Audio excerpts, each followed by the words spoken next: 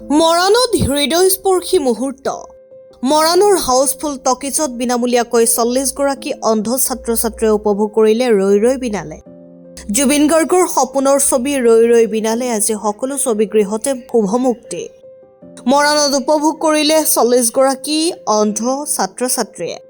দৰ্শনী আৰম্ভ হোৱাৰ পূৰ্বে মায়াবিনী গালে জনপ্ৰিয় কণ্ঠশিল্পী বিপিন চাওডাং, নীলাকাশ, কুসুম কৈলাশ, মাধৱ ৰঞ্জনকে ধৰি শিল্পী সমাজৰ লগতে অন্ধ ছাত্ৰ-ছাত্ৰীসকলে শুভমুক্তিৰ প্ৰাক্ষণত জুবিন গাৰ্গৰ প্ৰতিচ্ছবিৰ সন্মুখত অক্ষয়বন্তী প্ৰজ্বলন কৰি শ্ৰদ্ধাঞ্জলি জনোৱাৰ পিছতে মৰাণৰ শিল্পীবৃন্দ, অন্ধ ছাত্ৰ-ছাত্ৰীসকলৰ লগতে দৰ্শকবৃন্দই জুবিন গাৰ্গৰ অনুপম সৃষ্টি মায়াবিনী ৰাতিৰ বুকুত শীৰ্ষক গীতটি সমস্বৰে পৰিৱেশন কৰি শিল্পীগৰাকীলৈ প্ৰণিপাত জনায়।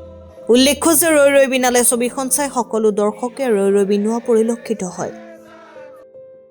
News desk report global any 24x7।